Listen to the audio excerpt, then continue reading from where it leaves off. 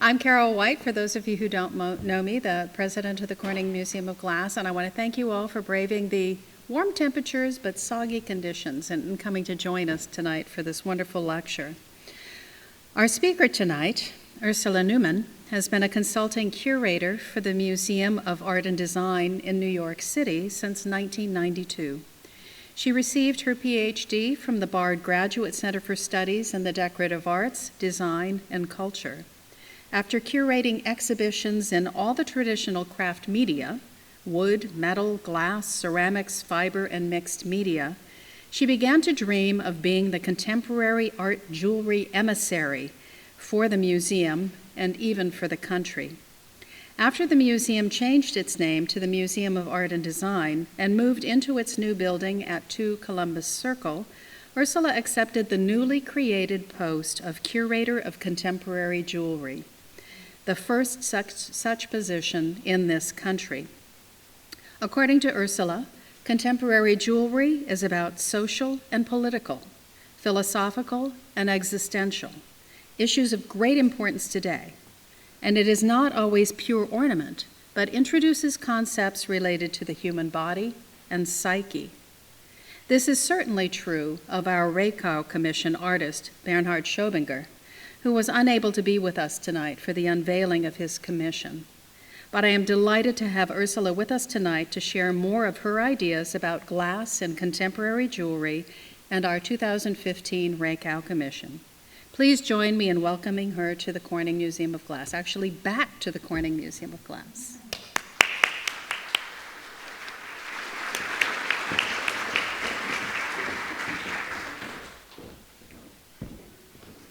Thank you very much, Carol, for your very kind introduction and for welcoming me to this wonderful institution. As Carol said, it's not the first time. Every time I come here, I'm in awe again. It's a pleasure to be here this evening, and I want to express my special thanks to Tina Oldknow for her invitation and long collegiality over so many years. My appreciation also goes to Chris Wetterland, Director of Education, who did a wonderful job, and Ann Miller and their staff for the many efforts to make this visit such an enjoyable experience. Well, we have a lot of ground to cover tonight. I'll begin my talk with a brief reminder that glass jewelry goes back thousands of years, so it's not only about contemporary jewelry. After looking back in time, we'll proceed to contemporary art jewelry in which glass plays a prominent role. The finale will be Bernhard Schobinger's work and the remarkable commission he just completed for the Corning Museum collection.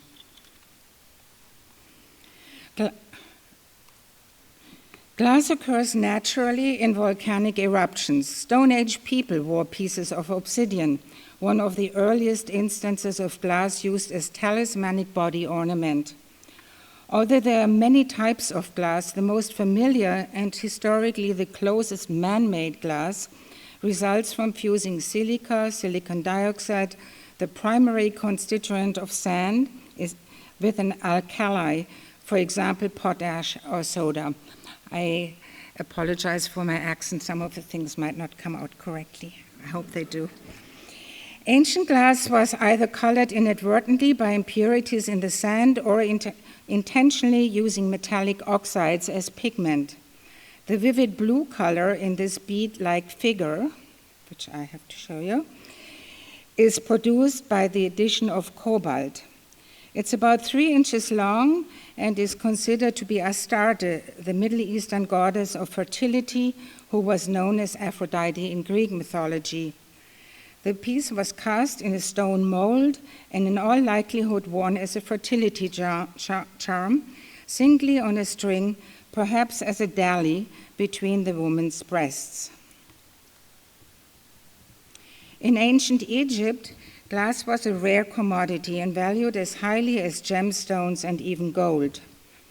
This absolutely spectacular pectoral pendant was probably hung on a gold chain with a counterweight down the back so it wouldn't slip off in the front. You can admire the use of semi-precious stones here in combination with glass.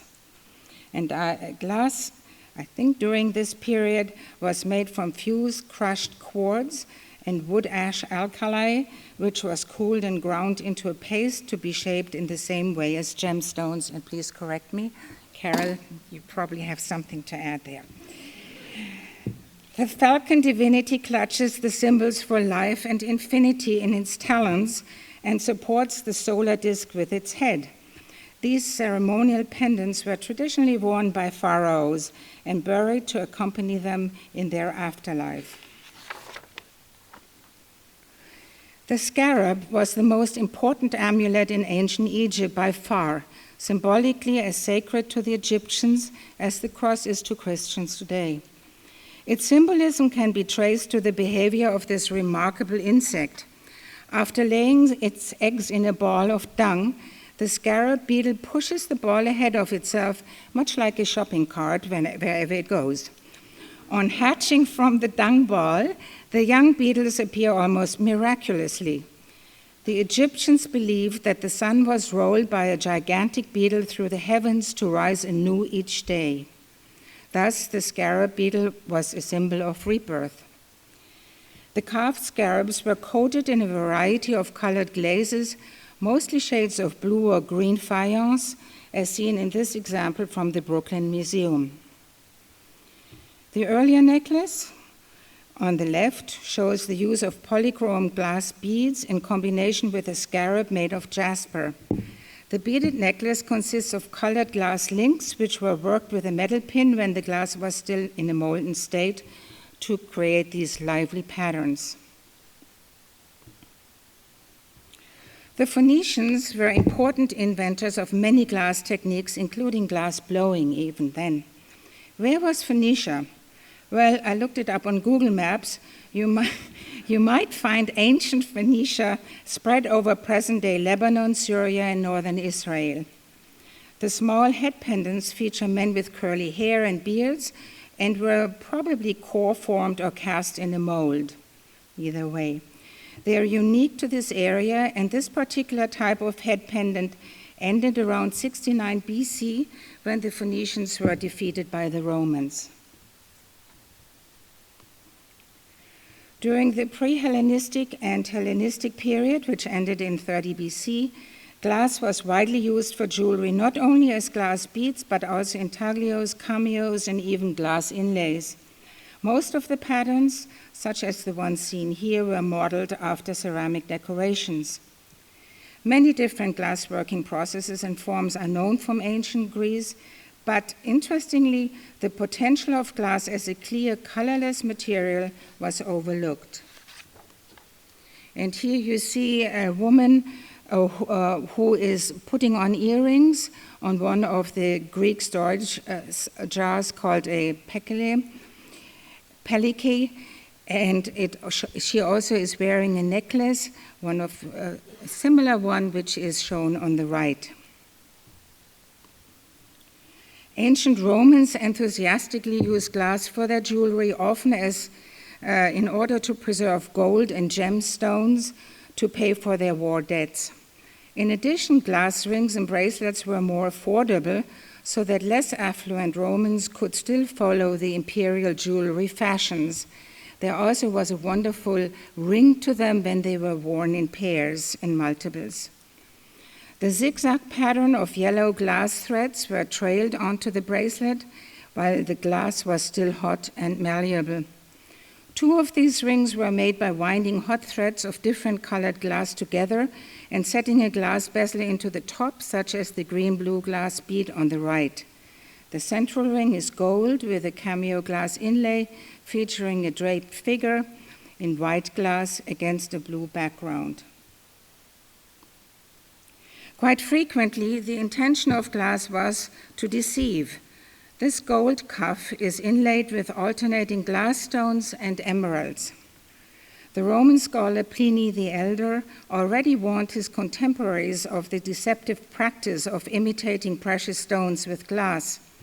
The deception was increased with the use of metal foil backing, a technique that actually prevails to this day.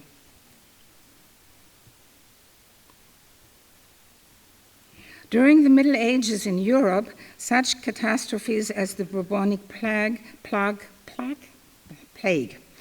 killed millions, Superstitions encouraged a return to the ancient belief in the healing power of gemstones, thus greatly reducing the use of glass in jewelry. In fact, the production and sale of imitation glass gemstones was strictly forbidden and severely punished by loss of the right hand and banishment. The silver and glass necklace shown here was a product of craftsmanship in Byzantium, which was the eastern or non-European part of the Roman Empire. The inspiration for this glass necklace, however, and the small pendant came from Rome. On the right, jewelry-like enamels were among the greatest masterpieces of medieval goldsmiths. Here on the right is a gilded pendant generally associated with those devoted to the church. Basically, the art of enameling really deserves a separate lecture, and I will not go into depth with enameling, if you forgive me. By the 15th century, Venice had become the glassmaking center of the Western world. The especially clear and flawless Cristallo glass, produced only on the island of Murano, became the foundation of Venetian lamp-worked glass beads. Bead making was a highly specialized craft at the time, made by the Contarini in family-owned workshops on Murano. I have circled some of the beads, which are early Venetian. They were often made from a combination of colored rods fashioned over the lamp, as I mentioned before, they're flame-worked. Venetian beads themselves were highly tradable commodities, but they were also coveted as decorative wearable luxury ornaments. And the lamp-work ornaments were not only beads, but also small figurines, animals, and so on, which were really very popular in European courts. For the longest time, the Murano glassmakers were restricted to their small island in order to guard their glassmaking secrets. However, by the end of the 16th century, their secrets had spread throughout Europe. Extravagant jewelry again featured glass, and particularly its ability to imitate gemstones remained one of its most desirable qualities. This stunning pendant of scrolling open work in gilded copper and enamel features a large, transparent cabochon-cut glass stone that obviously imitates the fiery red ruby. Jewelry makers, and that's interesting, were often anonymous craftsmen before and after the Renaissance, but during the Renaissance, jewelers were held in very high esteem and they were integral members of the artistic community of painters and sculptors. Only think of Cellini, for example. Cut lead glass in the 17th century served as a substitute for brilliant cut diamonds. These imitation diamonds became very fashionable after 1764, when the Englishman George Ravenscroft produced glass containing large amounts of lead oxide. His lead glass was strong enough to be faceted, polished, and set in precious metals, and could not only copy diamonds, but practically all the familiar precious stones. And around the same time in Paris, Georges Frédéric Strass invented his own formula for imitation glass diamonds, and Strass paste jewelry was favored in the French court of Louis XV. Actually, he was made even court jeweler at the time. Around the same time, the brighter light from the newly introduced beeswax candles encouraged the wearing of these glamorous jewelers, especially at the French court, where men joined in, and not only women, men joined in and wore dazzling earrings and other jewelry, often featuring Strass paste. In the 19th century, backward-looking revival styles became very popular. Beginning in 1815, the Roman Castellani family led the so-called archaeological style in jewelry, using glass in much of their work. Here you see an example of an Egyptian-style neckpiece and brooch made from hundreds of small glass tesserae in the manner of ancient mosaics. And here is a little closer-up. Note, again, those persistent scarabs. They're brought back to life here again, too, and in the 19th century. Such pieces were particularly popular with the upper-class Englishmen who returned to England and brought them back from their grand tour. And now finally, the 20th century. You had a wonderful Lalique show here years ago, and I'm sure you're all familiar with the Frenchman René Lalique, who was arguably the most talented and innovative jeweler of his era. Some might argue even of the 20th century, I don't know.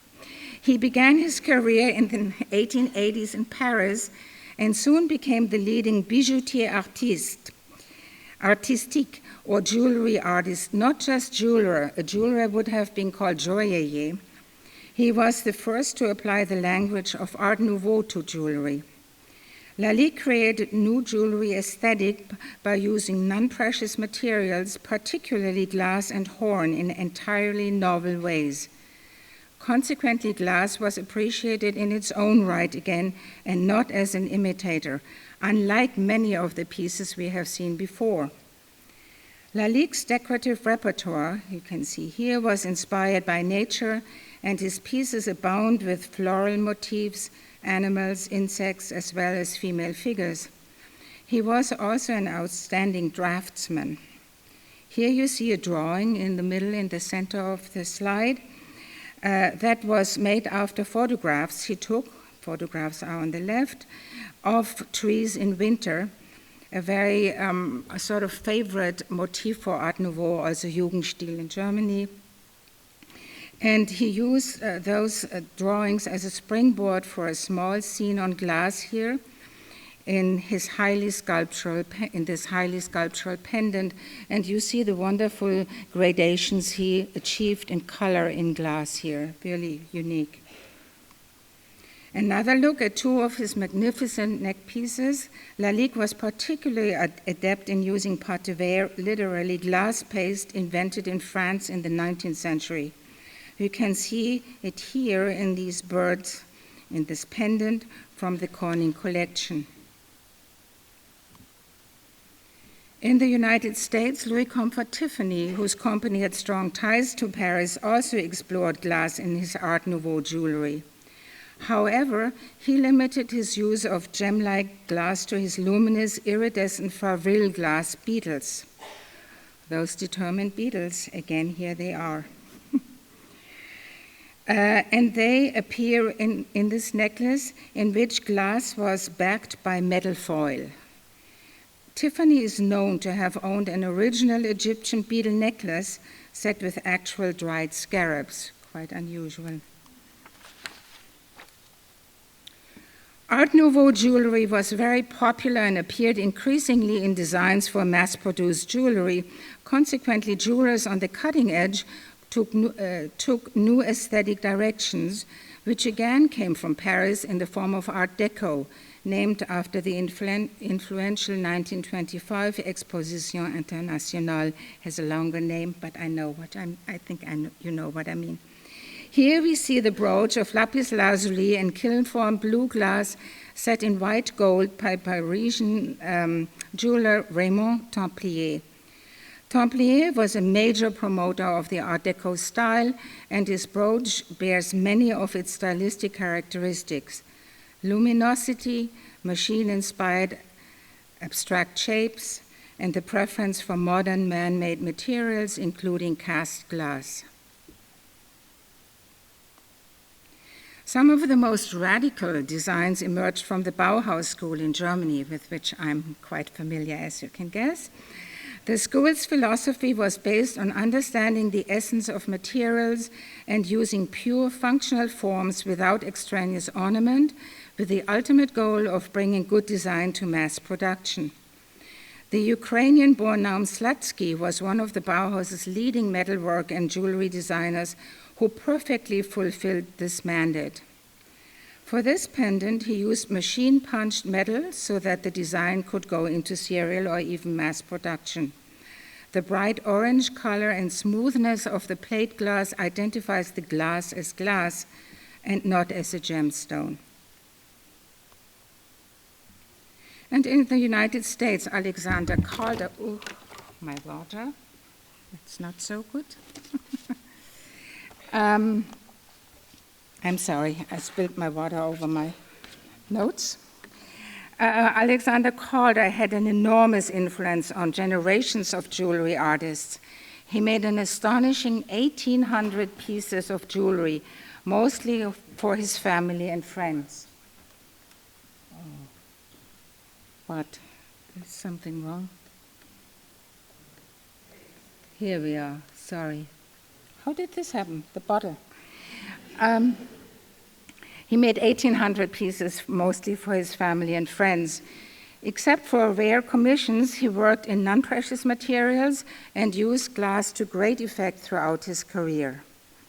The floral necklace is in his representational style with fragments of glass and mirror. He often used found glass and often smashed empty wine bottles behind his Roxbury, Connecticut studio in order to keep up with his need for raw material. He primarily used brass wire to engage the bits of glass, as in the ring on the right, an example of his non-representational work. And now you have seen this slide before, and now we come to the contemporary art jewelry. Today, there exists an unprecedented artistic freedom among the jewelers to explore glass as an expressive medium. One-of-a-kind art jewelry underwent dramatic changes after World War II. Non-traditional materials and new techniques were used to place jewelers' value on artistic content and issues relevant to our time, rather than costly materials or craftsmanship for its own sake. I will use 4 broad categories to explore the various roles glass plays in contemporary jewelry. And my concept is partly based on the exhibition I curated for the Museum of Arts and Design some years ago, entitled GlassWear. I brought a copy of the book. I couldn't help myself here. What interests me are the various roles the artists allowed glass to play. Glass as a shapeshifter, glass as glass, old glass in a new role, glass as symbol and metaphor, and I could have come up with more, but these are sort of the main ones.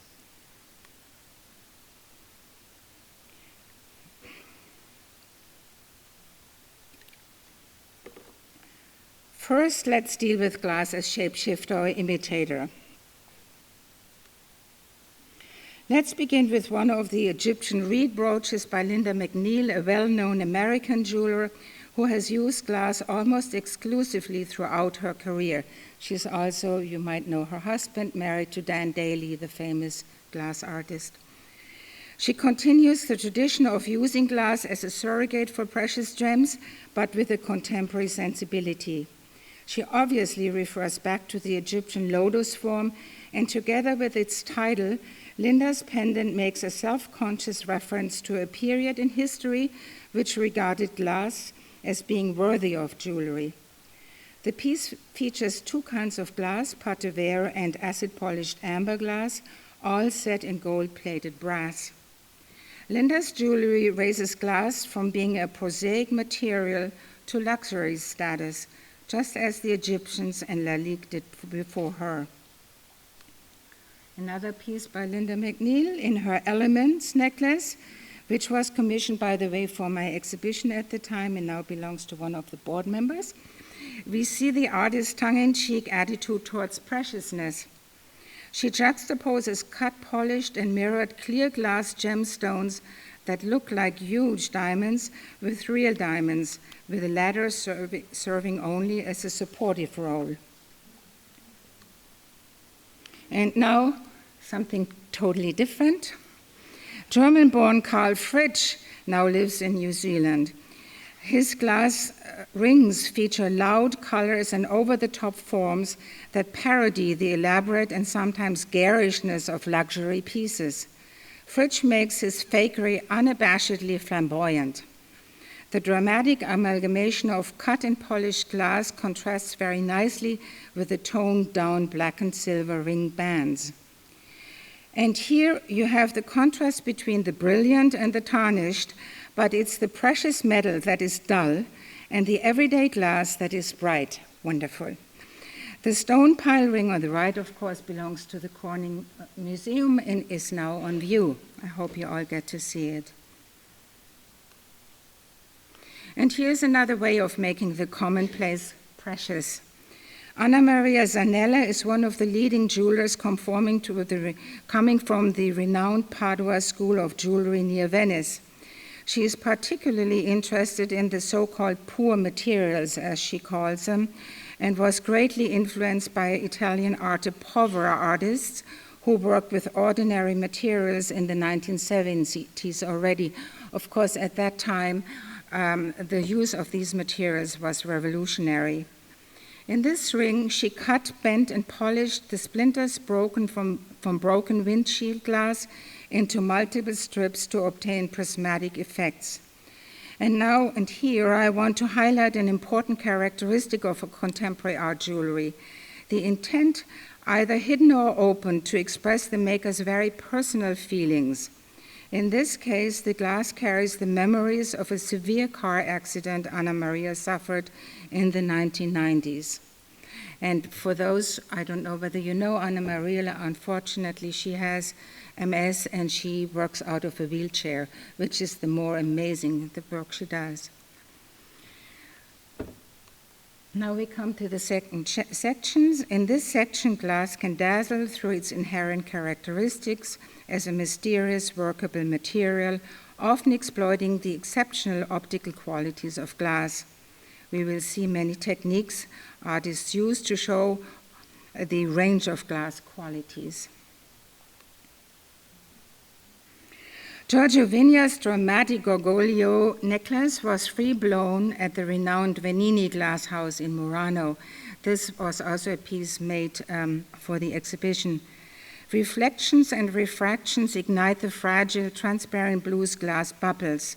He also told me at the time that he was very influenced by 17th century Dutch stiff lace collars, hence the size. Well, his collar represents glass jewelry in all its flamboyance and glory, a challenge to the wearer indeed to keep pace. This stunning piece is by Japanese glass artist Kazuko Mitsushima. In it, she captures the swirls and flow of trail blue glass within the glow of colorless glass. She's very drawn to Japanese ink paintings as well as the history of Japanese armor. Somebody who uses geometry predominantly. This neck piece is an early work by Václav Ziegler, the acknowledged leader of the renowned Czech Optical School of Glass Art. This piece dates from 1967, when he worked in Bratislava behind the Iron Curtain. Its visual excitement derives from the interplay between the two-dimensional glass circle and the illusion of a three-dimensional sphere. Actually, it is flat. Through precise cutting and polishing, Ziegler takes full advantage of the properties of optical glass. And here an artist who uses architecture as an inspiration, Francesco Pavan, who was first a student and eventually became the director of the famed Padua School. You saw Anna Maria's piece. She came from the same school. And most of them go to the Venice Academy of Art after that school, actually. Pavan's use of transparent glass allows access into the interior of his architectural spaces. These are actually small sculptures, complete in themselves, that can easily exist independently from the body. And that's another issue which was particularly important several decades ago, but still is, whether glass jewelry should be wearable or not. To my mind, it shouldn't be, but you might be of different opinion. It is sort of broadens the outlook on glass jewelry if it is in large format. We will see some pieces later. Swadopuk Kazali was also trained in the Czech glass art tradition. His large ruby-colored neckpiece exults in the beauty of solid glass through precision cutting that contrasts dramatically with the areas along the edges that are left jagged. The interplay of metal and glass here is particularly successful in his large body ornament. And here's somebody who is not a stranger at all to Corning, Donald Friedrich, who was the resident artist at Corning in 2003 and participated in many workshops here, which he told me just yesterday that were some of the highlights of his career. In this translucent series on the left, he uses blown glass. He works then with a glass blower, which he then cuts and grinds to achieve the final reductive form. In his magnification series brooches, which includes the striking blue brooch on the right, he explores the interaction between jewelry and clothing, using the optics of the glass to actually magnify the fabric when the piece is worn. The pattern of the fabric then becomes part of the brooch. I don't know whether you tried this out ever here. You own this brooch or one piece. Now, my third section is about glass given a second life. Robert Eppendorf's career spans over almost 50 years. I'm sure that many of you are familiar with this renowned American jeweler. He has been incorporating and found objects, including glass, into his jewelry for a very long time. For these thick brooches, also at the Corning Museum, Eppendorf created mosaic-like surfaces of recovered broken glass by adhering them to a foam core substructure. It could be bottle glass, it could be window glass, or even any kind of clear glass. Here, Eppendorf combines an old tintype photograph with the found part of a vodka bottle to pull a story together out of the cultural baggage each fragment carries. The stories are always left vague, and the wearer and viewer are invited to interpret them according to their own sensibilities. This work exemplifies Eppendorf's credo that devalued materials, such as an old vodka bottle and an old found tintype for that matter, can be given new value and new meaning. Yugoslavia-born Peter Skubik also uses broken glass, which he underlays with gold leaf to bring out the random and chaotic patterns, contrasted with the precision of the pyrite crystal, sometimes called fool's gold. Helen Britton, who lives now in Munich, she's born in Australia. Britton transforms old bits of glass retrieved from a now defunct costume jewelry factory in Neugablonz, a new town built in Germany right after World War II just for the costume jewelry trade. The experiment failed and the factories were abandoned. Britton found a few leftover glass remnants and created this brooding contemporary landscape. Well, as we have seen over the decades, centuries, the technology of glass, as glass evolved, has very often driven jewelry. And this is a very novel way of using glass for this computer-designed jewelry. Noted a jeweler innovator, and he is really an innovator. He works at the Tyler School of Art in Philadelphia. Stanley Lectzen and his jeweler wife Daniela Kerner are exploring computer-driven manufacturing processes. This bracelet is built up by fusing fine glass powder with nylon, certainly a very new and innovative way of using glass in computer fabrication. The bracelet was never touched by the human hand until its completion. And this is the last section, my favorite one, basically, glass as symbol and metaphor.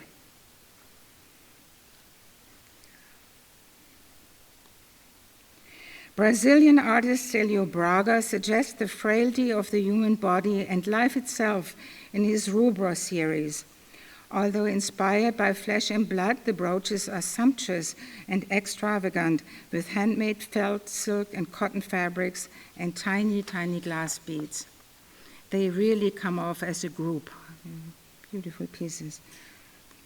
In her cardiovascular brooches, Patty Kokus uses borosilicate glass tubes to suggest how certain substances nourish or weaken the body. She injects real butter, red wine, and aspirin in glass tubes that stand in for arteries clogged by cholesterol or freed by aspirin. The use of laboratory glass dramatizes the relationship of what we eat to our health. Few jewelers are as profoundly involved with the mystical and the religious as Ruud Peters from Holland. Schobinger is, I have to say.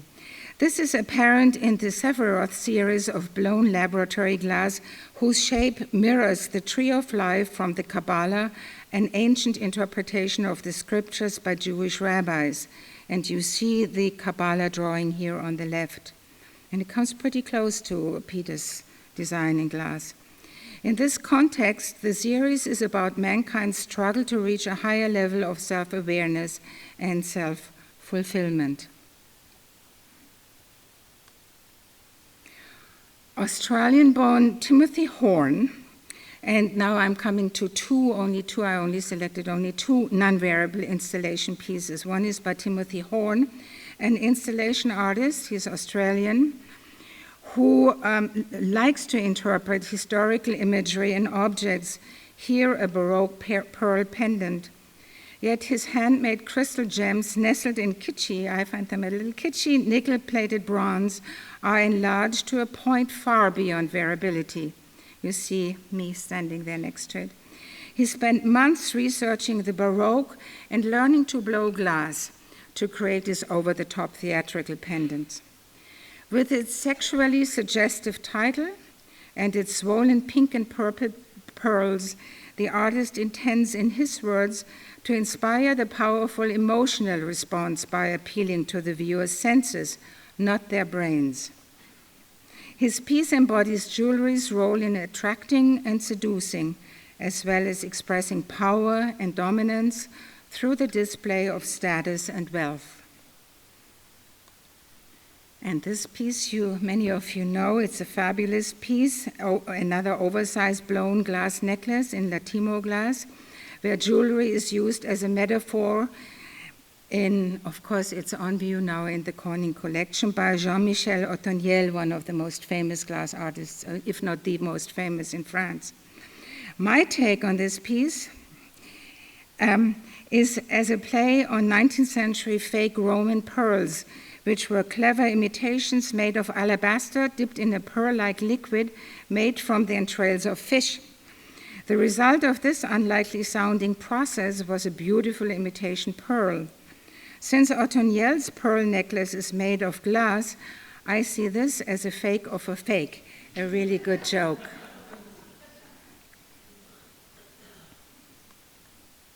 And now, the pièce de résistance, the work of Bernhard Schobinger, the winner of the Rakow Prize this year.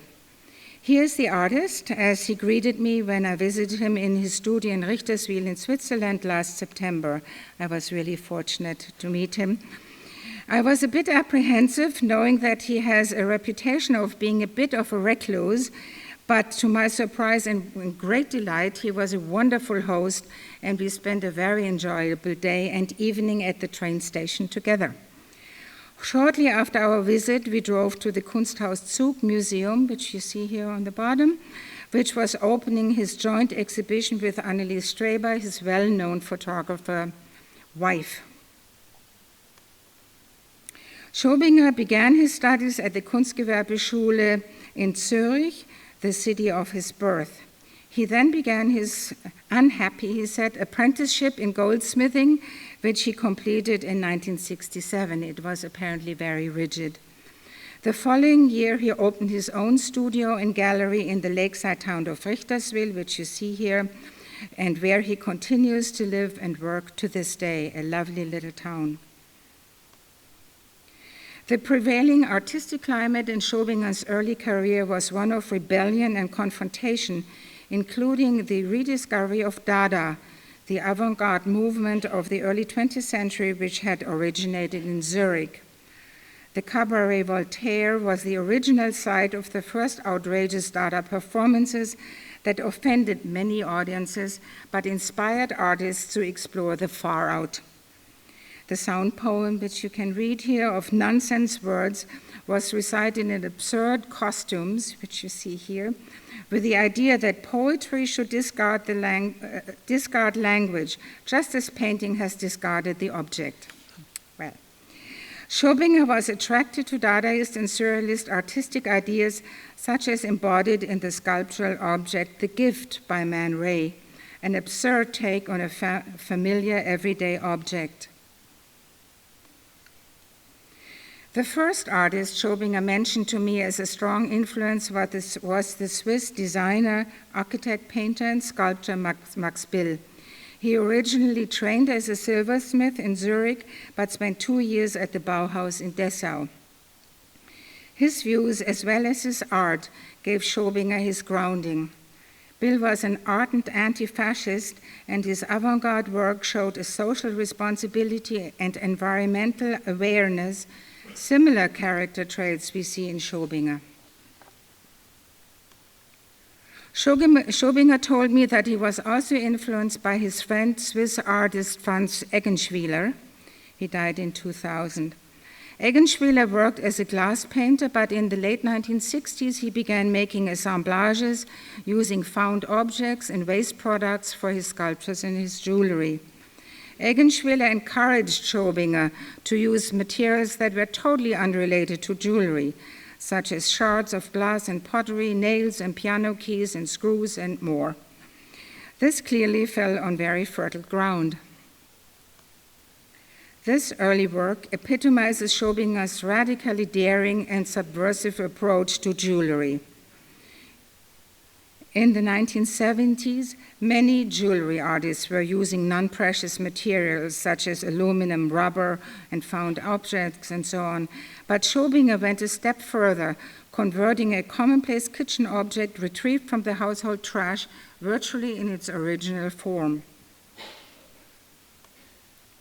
In addition to getting people to wear the unthinkable, like a can opener, Schobinger has a definite attraction to the sinister and the dangerous. The title Heart with Nail and Window further challenges what it means to wear jewelry. Combining these seemingly worthless bits and pieces with precious metals and stones, Schobinger, like the Dadaists, loves to jar the viewer and the wearer with discordant elements. The results are objects that are bizarre, puzzling, visually stimulating, and very powerful. The wearer effectively demonstrates an alignment with the anti-status, anti-luxury, anti-consumerist view that Schobinger endorsed. But ironically, a Schobinger piece nowadays has become a status symbol in its own right. This crossed swan's ring raises the stakes. Some may think the addition of a raw diamond is to make the work more attractive, but Schobinger does not disguise the menace of the serrated blades, but emphasizes it with what I consider and he considers an ugly diamond as an explanation point. From the beginning of his career, Schobinger was an active scavenger. Here he recovered glass shards from a building in Moritzplatz, which at that time was in East Berlin before the fall of the wall. Once in ruins, Mozartplatz is now one of the trendiest places in Berlin, another irony. The Coca-Cola shard can be read as on many levels, from the intrusion of American consumerism into the society to the influence of advertising on people's lives. Within the composition, it continues to shout out its superficial demand for attention, even after it has lost its utility in the midst of the other glass shards. And this is Schobinger's most iconic work so far, until you received your piece. This necklace was groundbreaking and challenged conventional jewelry making. It also functions as a pungent social criticism. In his bottle necklace, Schobinger uses the broken-off bottlenecks discarded by a long-forgotten luxury hotel. He made 3 versions of this necklace, and the last one was just sold, unfortunately. Museum of Arts and Design did not get one. On the right is one of his daughters wearing the necklace photographed by his wife, Annelies Streber. The union between the vulnerable girl and the aggressive necklace deserves to be considered a highlight, at least in my mind, of contemporary jewelry photography, and a very interesting subject in its own right. He always has these hazy, sort of mysterious portrait photographs of the daughters. He has 2 daughters wearing his jewelry. Here again, he uses discarded bottle glass most of us would consider trash, but he lines the ring's edges with gold and urushi lacquer, honoring the age-old Japanese lacquer work tradition. Schobinger taught at the famed Hiko Mizuno College of Jewelry in Tokyo. He taught there several times, and he fully embraces Japanese culture and especially Buddhism. This is a greenish shard with crisscrossing metal wires embedded, which he found at the foot of Mount Fuji in 1995. When it flashed in the sun, he thought that the shard had the shape of the mountain, especially with its reflection. And if you look hard, you can probably agree. Schobinger associates glass with a hidden danger as well as a hidden beauty, here encapsulated by using a poison bottle transformed into jewelry. As a child, he was awed by the power of the poison and the acid contained in these green bottles that always had a skull and crossbones embossed on it. His mother kept several poison bottles with poison under the kitchen sink, he told me, but for rats, not for people. The armlets and ring were cut from one of these old, probably hand-blown bottles with a label still on one of them. He then gilded the edges with gold leaf.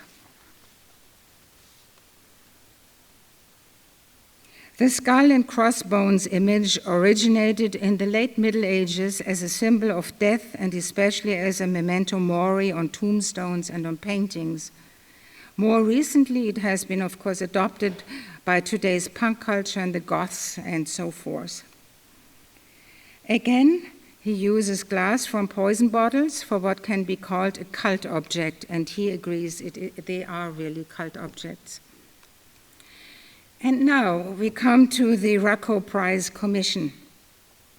This remarkable oversized necklace together with a bracelet and ring are made of his signature material, green poison bottle glass. The pieces clearly show the unique authorship of the creator, his incisive commentary on consumerism, his attraction to society's detritus, his uncompromising actions to have his voice heard.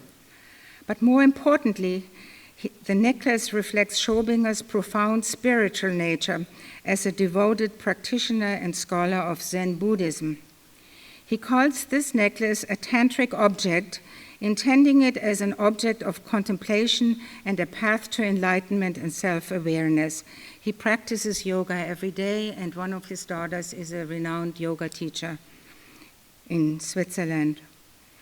For the first time in his body of work, he takes the bottoms of the bottles, which have an irregular shape that resembles the outlines of skulls, into which he drilled the vacant eyes and jaws, outlining them in gold lacquer. In Tantric Buddhism, such objects have the symbolic power to represent one's deepest nature. On one of the links, however, one of them is still taken from the sides of the poison bottle, with the word gift clearly legible. He creates a wonderful double entendre and play on language. The word gift in German means poison and represents danger, whereas in English, a gift lures you in. Both qualities of danger and attraction, of course, are in his jewelry. Schobinger's jewelry is not only an integral element in the world of contemporary jewelry, but in the broader world of art and even philosophy, where he considers his work to reside. It is a new and singularly unique work for the Corning Museum's outstanding contemporary glass collection. He is proud to be part of it and sends everyone here his greetings, with which I am ending my presentation. Thank you.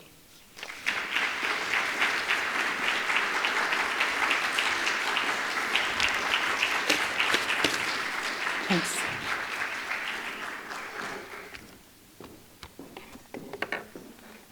Not really.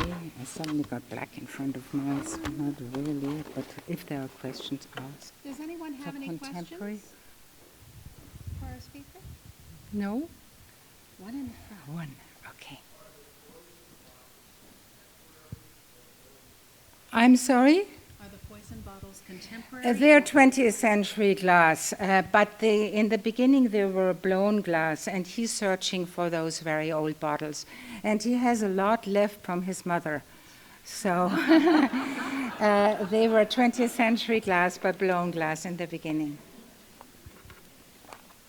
Okay, thank you again.